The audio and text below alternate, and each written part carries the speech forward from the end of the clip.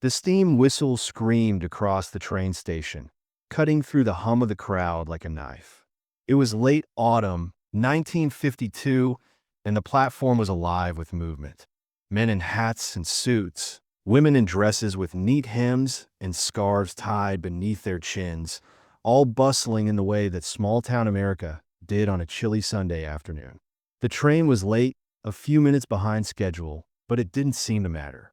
Everyone stood waiting, their voices mingling with the clatter of luggage, the shuffle of shoes on gravel, and the occasional shout of a conductor. Then, through the noise, a child's voice pierced the air, raw and trembling. "Papa, that's my mama." Marcus Webb, a tall, broad-shouldered man in his mid-30s, froze. The sound hit him like a thunderclap, so sharp and sudden that it stopped the beat of his heart. He turned, searching the platform for the source of the cry. There, in the midst of the crowd, he saw her, Sarah, a woman he hadn't seen in over a year, her silhouette framed by the hazy steam rising from the train. She was boarding the train, one foot on the step, a suitcase in her hand. Her small daughter, Lily, clung to her skirt, both of them caught in the moment before the train left. The conductor's voice boomed in the distance. "All aboard." Sarah hesitated just for a second, her gaze flicking over the crowd. Marcus's breath caught in his chest. Then, his daughter Emma, standing just behind him, pointed, her voice cracking. "Papa, that's her. That's my mama." The world seemed to hold its breath as Marcus's eyes met Sarah's, her face a mask of surprise, and then regret. She was leaving. The train's whistle shrieked again, the last call. Sarah's foot hovered on the step. The silence was thick between them, as if time itself had stopped for a moment. But before Marcus could take a step forward, the train jerked into motion, the wheels grinding against the tracks. His feet felt heavy. Emma's small sobs tugged at his heart, and in a single beat, everything inside him screamed to act. But to understand how those three words, "Papa, that's my mama," could stop a train and restart two broken hearts, you need to know how he got here. 3 months earlier, on a crisp September morning, Sarah had arrived in town with little more than a small cloth bundle of belongings. The train had screeched to a halt at the station just as the leaves had begun to turn gold, and there she stood, standing at the edge of the platform with her young daughter clutched tightly in her arms. It had been a long, hard journey. Sarah had run. She had left behind everything, him, the house, the lies, and the bruises, and she had taken Lily with her. She had no place to go, no one to turn to except Marcus, the only family she had left. Marcus, the older brother of her late cousin Helen. But even family, sometimes, could feel like a stranger when so much time had passed and when so much had changed. She knocked on Marcus's door late that afternoon. He was a widower, still grieving the loss of his wife, Helen, in a house fire just over a year ago. He had been living in the same small house since, the smell of sawdust and grief still thick in the air. And now, here was Sarah, someone who had once been family, though that felt like a lifetime ago. "Just for a week or two, Marcus," she had said, her voice soft, almost apologetic. "Just until I can find work." He had stared at her, hesitant. The weight of his own grief sat heavy on his shoulders, and the idea of adding another person, especially a woman and a child, to the quiet, fractured home that had been his refuge since Helen's death, was not something he'd ever considered. But there was something in her eyes that softened his resolve, something vulnerable and tired, a weight too great to bear alone. And, of course, the guilt of being the only family she had left. "All right," he had said, "but just until you get on your feet." That night, Sarah had insisted on cooking, cleaning, anything to repay his kindness. She moved around the kitchen with careful precision, always looking over her shoulder, as though afraid to be in the way. Lily, too, was quiet, never speaking unless Sarah spoke to her first. In the days that followed, Marcus began to notice things, small things. Sarah flinched at loud noises, and when Marcus accidentally brushed against her arm, she stiffened. Her movements were guarded, like someone who had learned long ago to walk in shadows, always careful not to be seen. And there were the bruises, faint, fading marks on her arms that no one ever spoke of, but that were hard to miss. Sarah's presence in his home was like a quiet storm, disruptive yet gentle, just barely there, yet unmistakable. The silence between them wasn't uncomfortable, but it was heavy. His daughter, Emma, hadn't spoken since Helen died. She was 6 now, and in the year and a half since her mother's death, she had barely said a word. She watched Sarah from behind the doorframe, studying her like a foreign object. But there was something about Sarah that seemed to draw her in. One evening, as Marcus sat carving a small wooden toy for Emma, Sarah stood at the counter, mending Lily's dress. She worked in silence, her fingers nimble but tired. Marcus had noticed the way she held herself, her back slightly hunched, as though bracing against something unseen. "Why are you helping me?" Sarah had asked softly, glancing up at him for the first time in days. Marcus paused, his carving knife hovering over the wood. His answer was simple: "Because someone should have helped you long before now." For a moment, neither of them spoke. It was the first time Sarah had let her guard down just enough to acknowledge the truth between them. They were both broken in different ways. And for reasons neither of them could explain, they both felt like they might heal here in this small house in this little town. But that would come later. For now, they simply existed together. And in their silence, there was something else. Hope, as fragile as a bird's first flight. The first week of Sarah and Lily's stay passed in a blur of routine and quiet tension, each day folding into the next like the seams of an old quilt. Sarah woke before dawn each morning, the smell of coffee and frying bacon filling the house by the time Marcus had begun his workday. She moved through the house with a sense of purpose, always busy, always a little anxious, as if being still would invite too much attention. Marcus didn't mind. He knew the weight of grief and the comfort of routine.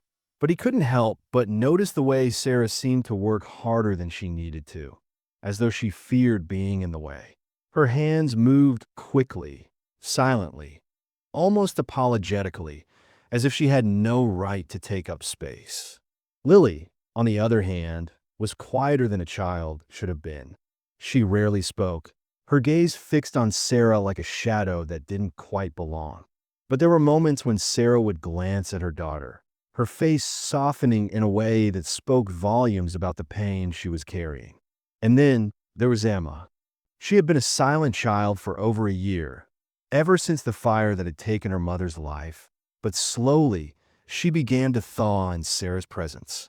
At first, it was only in glances, shared looks of understanding between the two girls, but then, one evening, Marcus found Emma smiling for the first time since Helen's death, her small face lighting up with the joy of a moment that didn't feel tainted by loss. Sarah had seen it too, and the sight of Emma's smile brought tears to her eyes. She hadn't known how much she needed to see that, how much she needed to see someone heal.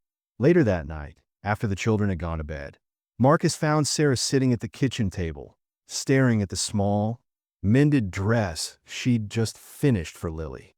Without a word, he made tea, poured it into a chipped mug, and sat beside her. The silence wasn't uncomfortable, but it was full of meaning. Neither of them had to speak to understand what the other was feeling. In the weeks that followed, Sarah found work at the general store. Mrs. Patterson, the widow who ran it, had been kind enough to give her a part-time job, helping with the store's books. It wasn't much, but it gave Sarah something to do, something to contribute to the household. The townspeople started to take notice of her, too, though their attention wasn't always kind. Whispers followed her through the streets, behind closed doors, in the churches, and especially at the general store. Did you hear? A woman with 2 children living with Marcus Webb. Mrs. Patterson had said more than once. She's been around the town a while now. Never causes any trouble, but the unspoken words hung in the air. A woman alone with children was a rare sight, and to be living with a man who wasn't her husband, especially in a small town like theirs, raised more questions than answers. Sarah knew what people were saying, and she kept her head down, focusing on the work. But Marcus had noticed too. He'd overheard the quiet gossip in the store and at the post office, the sideways glances in church. There were murmurs about her being a woman of loose morals or a bad example for his daughter, Emma. It was the preacher's wife, Mrs. Hadley, who had confronted Sarah one Sunday after church. She had caught her in the back pew, just as the last hymn was being sung.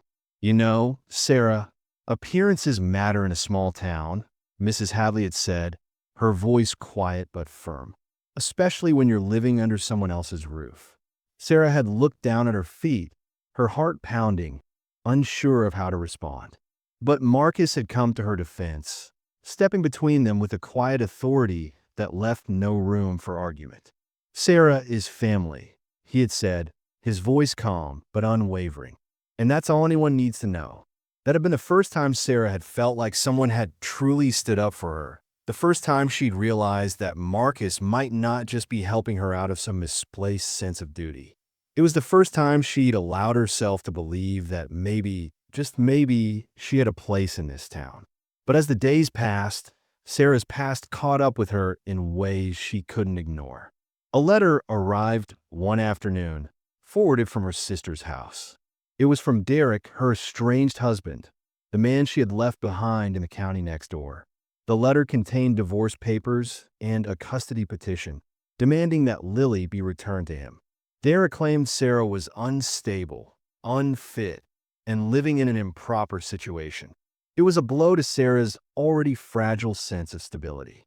Panic set in as she read the letter, her hands trembling as the words on the page blurred. "He has money, lawyers, respectability," Sarah whispered, her voice breaking. "I have nothing."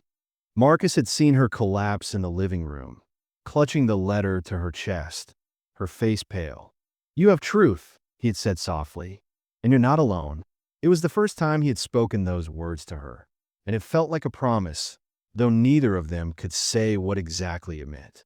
But it was enough for Sarah to hold on to, enough to keep her from falling into despair. Later that night, as the two of them sat together in the kitchen after the children had gone to bed, Sarah had asked him, "Why are you helping me?"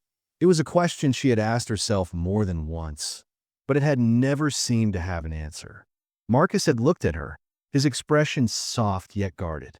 "Because someone should have helped you long before now," he had replied. They sat there in the quiet of the kitchen, the only sound the ticking of the old clock on the wall. Neither of them had spoken again for a while, but in that silence, they both knew something had shifted between them, something unspoken, yet undeniable. They had both been broken in different ways, and for the first time in a long time, it felt like they were finding their way back to each other. There was no grand declaration, no sudden epiphany.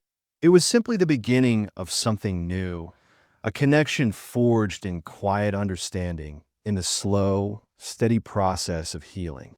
And for Sarah, it was the first time in years that she had allowed herself to believe that maybe, just maybe, she could be part of something real. 6 weeks into Sarah's stay, the house had begun to feel like home. The air was no longer thick with the awkwardness of strangers trying to fit into the same space. It had started to settle into something familiar, something almost comfortable. The rhythms of daily life had taken shape. Sarah waking before the sun to tend to the fire and prepare breakfast, Marcus working in his small carpentry shop, Emma slowly recovering from the silence that had gripped her since her mother's death, and Lily, always near Sarah's side, watching her with big, quiet eyes. The girls, though different in so many ways, began to form a bond that was deeper than either of them could fully understand. At first, their communication had been only in shared glances and fleeting smiles. But soon, Emma began to speak to Lily, the words soft but growing more frequent with each passing day. Sarah had seen the change. She had witnessed Emma smile, a small but undeniable shift. For Sarah, it was as if a dam had broken inside her. She hadn't realized how much she had longed for this, for the return of joy in her daughter's face, the light that had gone out when Helen died in the fire. For the first time, Sarah felt like she might be able to breathe again. In the mornings, Emma and Lily would play outside, making up stories about magical worlds where they were sisters, where they lived in a house full of laughter. Sarah had watched them from the window, her heart swelling with something she hadn't felt in years: hope. But even as the girls began to heal, the town's eyes were still on Sarah. Her presence in Marcus's house had not gone unnoticed, and the whispers in town grew louder. Mrs. Patterson, who had been kind to Sarah, was a frequent source of quiet support, but even she couldn't protect Sarah from the judgmental stares of others. The townsfolk were polite on the surface, but behind their smiles, there was always an edge of curiosity, sometimes sympathy, sometimes disdain. At church on Sundays, Sarah could feel the eyes of the congregation on her. Some glances were filled with pity, others with quiet disapproval. It was Mrs. Hadley, the preacher's wife, who had spoken directly to Sarah one Sunday after the service. Appearances matter in a small town, Sarah, she had said, her voice a mixture of concern and reproach. People talk, and they're bound to talk about you living here with Marcus Webb. You know what they say about women alone with children, don't you? Sarah had been caught off guard by the words, but before she could respond, Marcus had stepped in. His voice was steady, but firm as he placed himself between Sarah and Mrs. Hadley. Sarah is family, and that's all anyone needs to know. It wasn't much, but it was the first time Marcus had publicly protected her. Sarah had never been one to attract attention, and the sudden weight of small-town scrutiny was enough to make her feel small and insignificant. But Marcus's quiet declaration had given her something to hold on to, something to remind her that not all battles had to be fought alone. In the days that followed, Sarah began to regain a sense of confidence. She had found work at Mrs. Patterson's general store, helping with the accounts and managing the books. It wasn't glamorous work, but it was steady, and it allowed her to contribute in a way that made her feel valued. Sarah had been good with numbers even before she had married Derek, and Mrs. Patterson was grateful for the extra help. Slowly, some of the townspeople began to warm to Sarah, recognizing her as more than just the woman who had shown up at Marcus's doorstep. She was competent, hardworking, and kind, and those qualities began to earn her the respect of a few. But as Sarah's presence in town grew more accepted, the shadow of Derek's influence began to loom larger. One morning, as Sarah was going through the mail, she found a letter from Derek. It was a court document forwarded to her by her sister, informing her of a custody hearing. Derek was contesting their divorce and demanding that Lily be returned to him. He accused Sarah of being unstable and unfit as a mother, claiming that her current living situation, under Marcus's roof, was improper. The letter was more than just a legal notice. It was a threat to Sarah's freedom, to her ability to keep Lily with her, to the small life they had built here. For a moment, Sarah felt paralyzed. Derek had money, connections, power in the county. She had nothing but the life she had managed to piece together from the fragments of her past. Panic set in as she thought of Lily being taken away, of returning to a life she had escaped. Sarah had not yet spoken of Derek's threats to Marcus, but she knew the situation was about to become more complicated. That night, after the girls had gone to bed, Marcus found Sarah in the kitchen, holding the letter. She looked up at him, her face pale, and he saw the fear in her eyes. "He wants to take her," she whispered, her voice breaking. "He wants to take Lily from me." Marcus sat down beside her, his presence steady and grounding. "You're not alone in this, Sarah. I'll help you fight it. We'll figure this out." For the first time since she had arrived, Sarah felt the weight of his words. She had been running for so long, trying to outrun the pain, the fear, the memories. But now, with Marcus's promise, something inside her began to shift. She wasn't alone anymore. As the days passed, Sarah found herself looking at Marcus in a new way. There was something in the way he spoke to her, something in the quiet way he took care of her and the girls. She began to wonder if she had misunderstood him all along. If he wasn't just the grieving widower trying to survive, but a man who understood the depth of her pain. One evening, as the two of them sat on the porch after the girls had gone to bed, Marcus had said something that caught her off guard. "Helen would have liked you," he had said, his voice low. "She always said I needed someone who understood silence." Sarah had looked at him, her heart in her throat, and for the first time, she felt something stirred deep within her. "I'm not trying to replace her," Sarah had said quietly, her voice barely above a whisper. "I know," Marcus had replied, his eyes meeting hers. "That's not what I meant." The moment hung between them, fragile and unspoken, before being broken by the sound of Lily's crying from inside. Sarah rushed to her side, and Marcus sat back, his mind racing. He hadn't meant to say those words, but now they were out there, and he couldn't take them back. Neither of them spoke of it again, but the silence between them felt different now. It was as if, for the first time in a long while, they were both beginning to understand what it meant to be a family. The promise of something more, something deeper, was starting to take root. But with Derek's looming court date, neither of them knew just how much more they could give. 3 weeks before the court date, Derek arrived in town. Sarah hadn't expected it. The letter had warned her, but there's always something different about seeing the reality of it. He was a tall man, well-dressed in a dark suit, the kind of suit that didn't belong in a town like theirs. He had the kind of presence that drew attention, even if he wasn't trying. Sarah had been working in the general store when he entered, his polished shoes clicking sharply against the wooden floor. The bell over the door chimed, and the moment she saw him, her stomach dropped. There was no mistaking him. Derek was here, in the same small town she had run to for refuge. His eyes scanned the store, and when they locked onto Sarah, a smirk tugged at the corner of his mouth. It wasn't a smile, it was a weapon. She felt small under his gaze, as though she were a child again, cowering beneath his control. "Sarah," he said, his voice low and smooth, but laced with a subtle threat. "You've made this harder than it needs to be." Sarah's heart pounded in her chest, and she could feel the walls of the store closing in around her. The customers nearby tried to avoid the tension building between them, as though not looking would somehow make it less real. But there was nowhere to hide. Derek stepped closer to her, and for a moment, she could smell the faint hint of cologne that used to cling to his shirts. "You've caused quite a stir here," he said, his voice rising slightly. "A woman with children, living under another man's roof. You don't think people talk?" Sarah's throat tightened, but before she could respond, Marcus appeared at the doorway. He wasn't trying to be subtle. He didn't need to be. He took one look at Derek, his jaw tightening. Without a word, he stepped between them, his large frame a solid wall. "You need to leave," Marcus said, his voice quiet but carrying enough authority to make the air feel thick. Derek's eyes flickered with the slightest hint of surprise, as if he hadn't expected Marcus to speak up so boldly.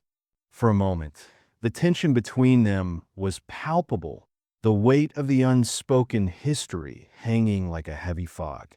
Derek tilted his head, sizing Marcus up, and then let out a small, dismissive laugh. "You must be the carpenter," he said, his voice dripping with condescension. "Playing the hero, are you?" Marcus didn't flinch. "Leave, Derek. Now," he repeated, his voice firmer this time.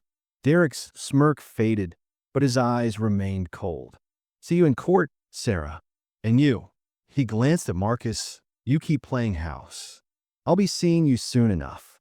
Without another word, Derek turned and walked out of the store, the door closing behind him with a sharp thud. The bell above it chimed once again, and the silence that followed felt deafening. Sarah stood frozen for a moment, her hands trembling. She hadn't expected this, hadn't expected Derek to come here, to put himself in the middle of everything she had worked so hard to rebuild. But as the tension settled, Sarah felt something else, a deep sense of shame. The shame that came with being judged by others. The shame that came with being caught between the life she had left and the one she was trying to make. "I'm sorry," she whispered, her voice barely audible. Marcus, standing nearby, didn't speak at first. Instead, he looked at her for a long moment, his gaze softening. "You don't owe me an apology," he said quietly. "He won't hurt you here. You're safe." But Sarah wasn't so sure.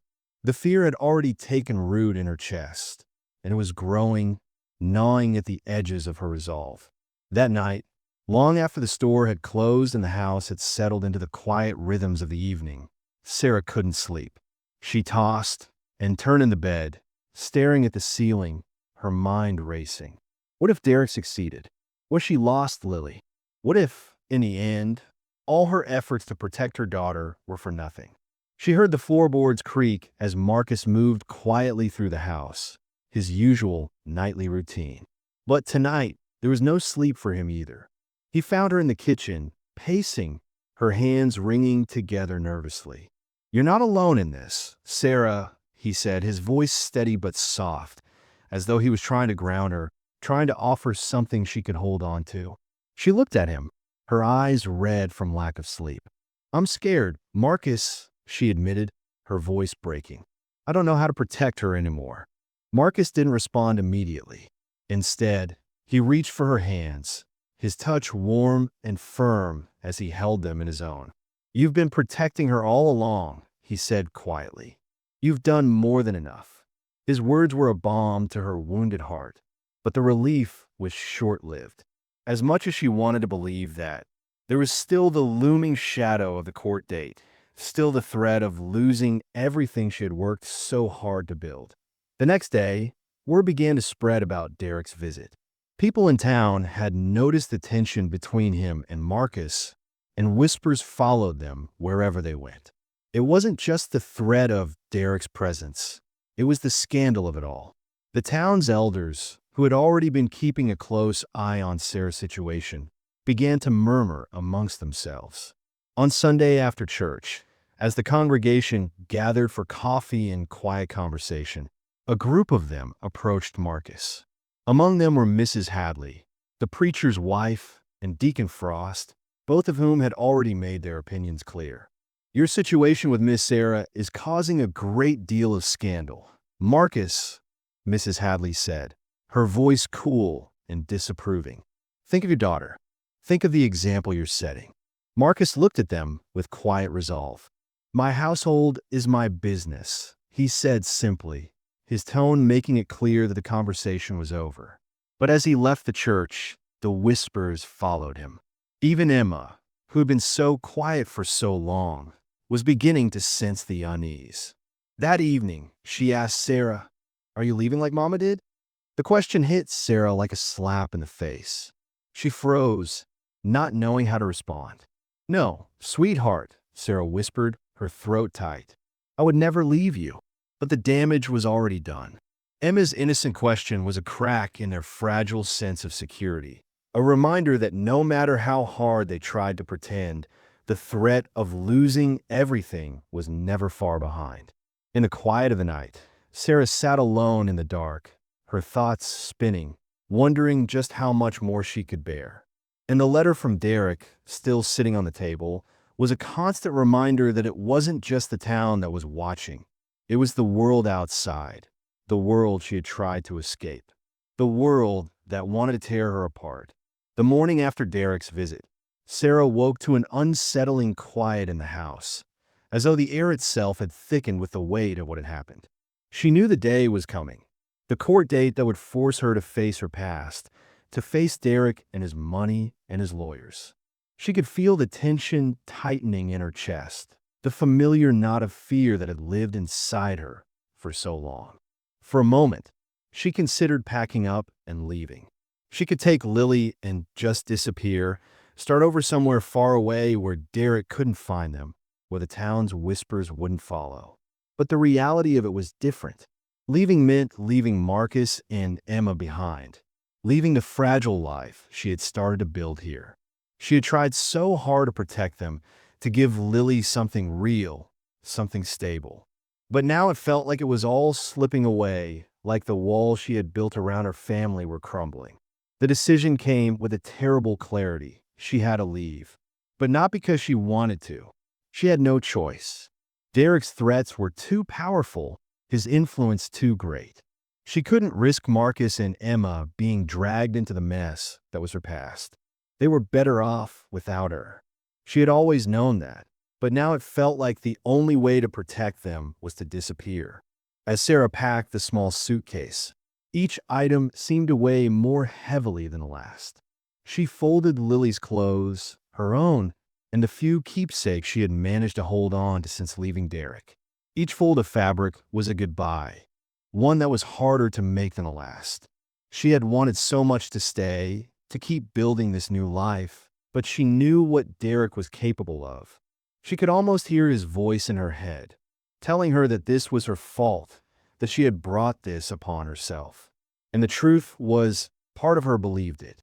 Her past was a chain, and no matter how far she ran, it was always just behind her, ready to pull her back into its grasp. She could feel the weight of her decisions pressing down on her, and the idea of staying and fighting for a life she wasn't sure she deserved was too much to bear. She had made her decision. She would leave before it all came crashing down.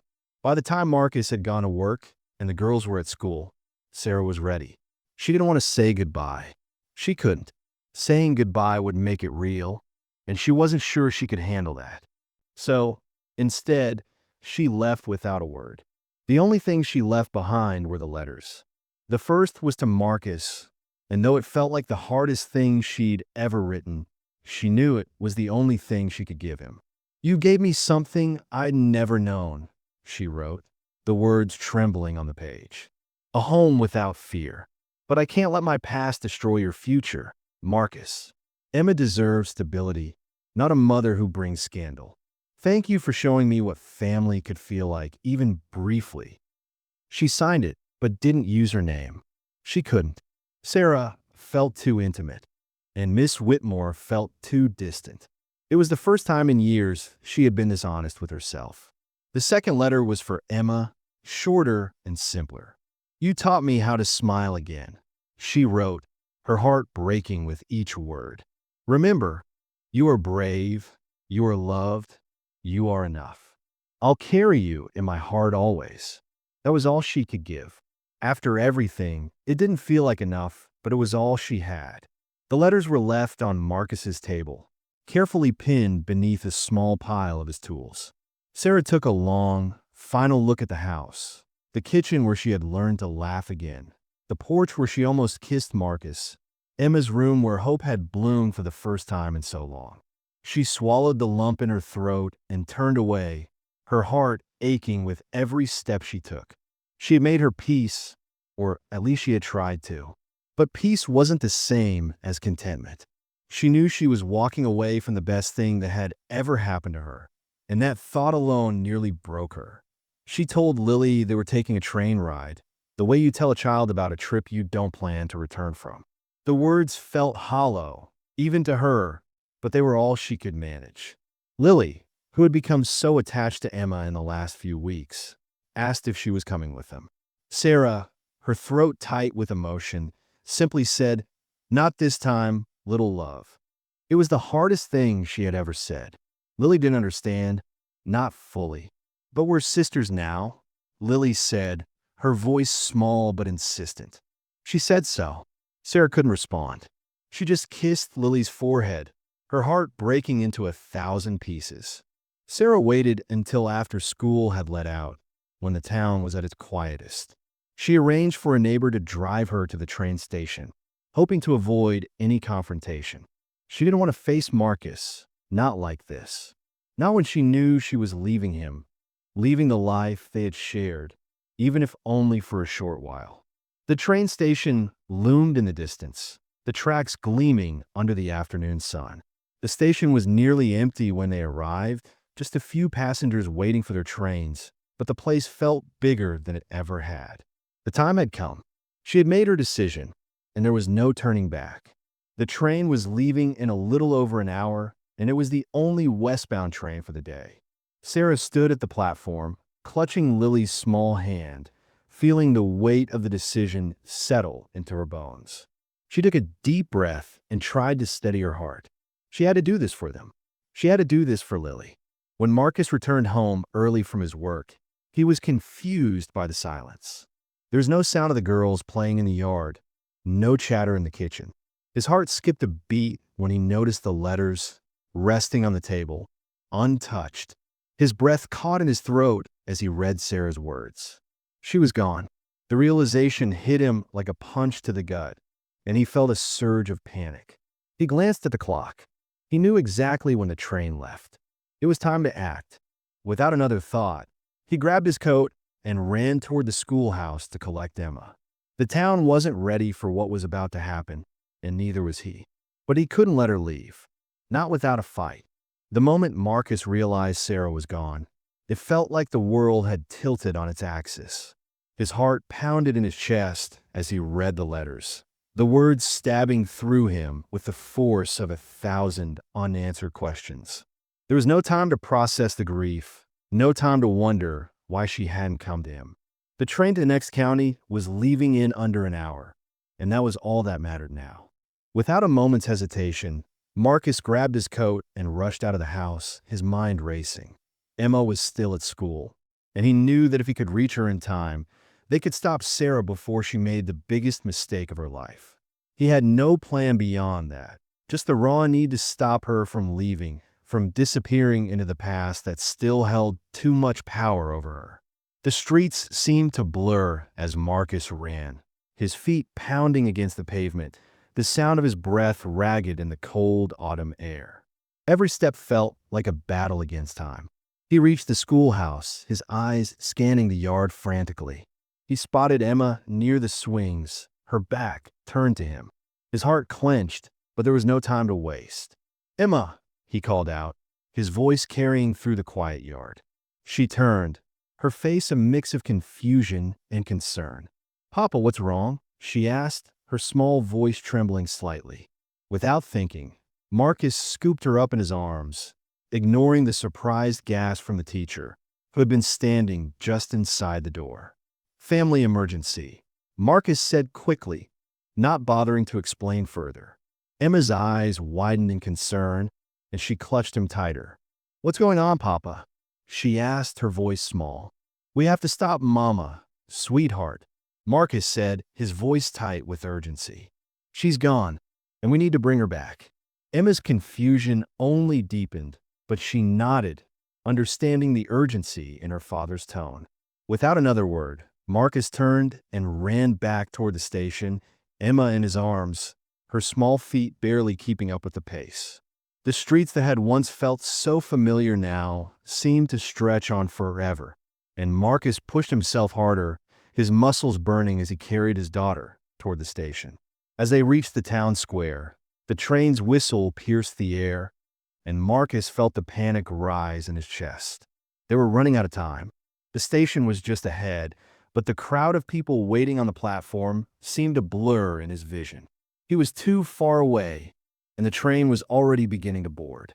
Marcus could see the conductor waving the passengers forward, and there, among the crowd, was Sarah. He could just make out her figure, a silhouette against the steam rising from the train. His heart skipped a beat, and the world seemed to slow. The moment was slipping away, and he could feel it. He glanced down at Emma, her face pale and serious, clutching his hand with surprising strength. "Papa, we need to hurry," she whispered, her eyes locked on the train. Marcus nodded, his breath coming in ragged gasps. "We will," he said. He pushed through the crowd, his focus solely on Sarah, who was halfway up the steps to the train, her suitcase in one hand, Lily beside her, looking back at the platform. The conductor was calling out, "All aboard. Final boarding." Marcus's heart raced as he moved forward, but the crowd was thick, and the space between them felt like a wall. He needed to get to her, to make her hear him, to make her understand that she couldn't leave. Not like this, not without them. "Excuse me, please," Marcus called, trying to maneuver through the people who were slowly boarding the train, oblivious to the urgency in his voice. But the crowd was dense, and his words seemed to fall on deaf ears. Emma squirmed in his arms, her small body wriggling with impatience. "Papa, put me down," she demanded. and before Marcus could stop her, she slipped from his arms and darted between the legs of the crowd. Small but quick, her face determined. "Emma!" Marcus shouted, panic surging through him as he tried to catch up. He fought through the crowd, pushing aside people who were blocking his way, but they moved too slowly. He lost sight of her for a moment, his heart hammering in his chest as he called her name again. He could hear her voice then, calling out, "Mama!"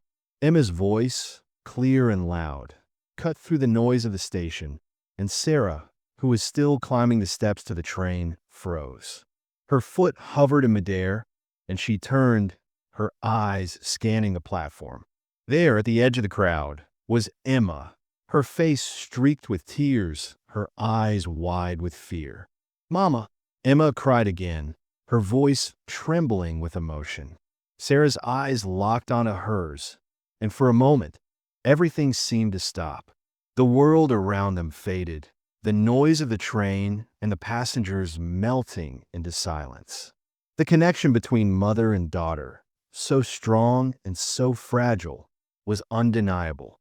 Sarah's suitcase slipped from her hand, the sound of it hitting the step barely registering. She took a step toward Emma, her face filled with something between relief and anguish. The train's whistle blew again, a final warning to board. But the moment between Sarah and Emma stretched on, suspended in time. Marcus reached them just as the moment broke, and he scooped Emma up in his arms, holding her close. He looked at Sarah, and for the first time, there was no anger, no resentment in his gaze, only a raw, desperate love. The train lurched, its wheels creaking as it began to move, slowly gathering speed. The conductor's voice cut through the silence. "Ma'am, we're about to depart. You need to make a decision now." Sarah stood frozen on the train steps, her eyes flicking between Marcus and Emma. The decision that had seemed so certain hours ago now felt impossible. Derek's threats, the judgment of the town, everything that had pushed her to leave, it all crashed down on her in that moment. But Emma's face, her tear-streaked face, and Marcus, holding their daughter close, waiting for her, were the only things that mattered now.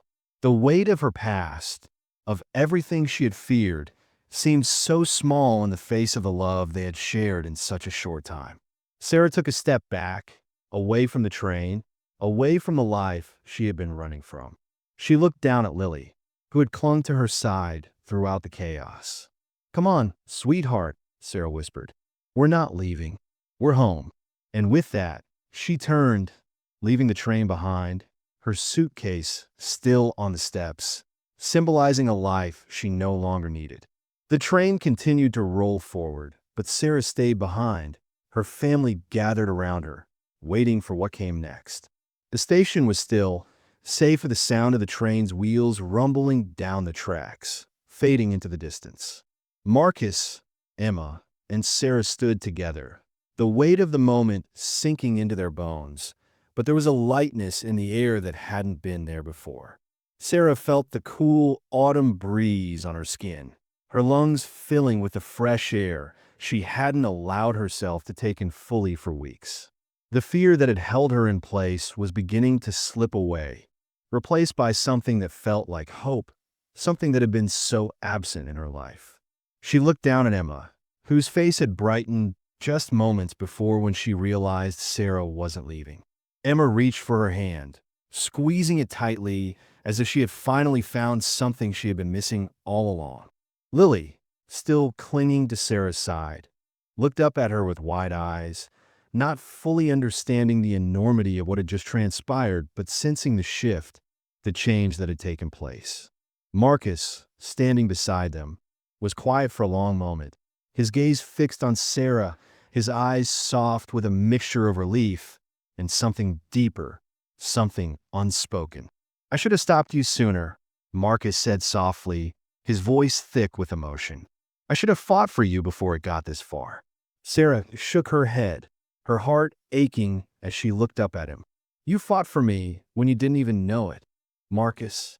You've been fighting for me since the day I showed up at your door." The words hung in the air between them, each of them acknowledging the silent battles they had both faced. Sarah, running from a past she couldn't outrun, and Marcus, carrying the weight of grief for so long, unable to let go.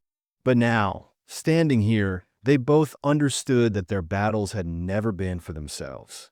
They had been fighting for each other and for Emma and Lily, for the family they were still trying to build.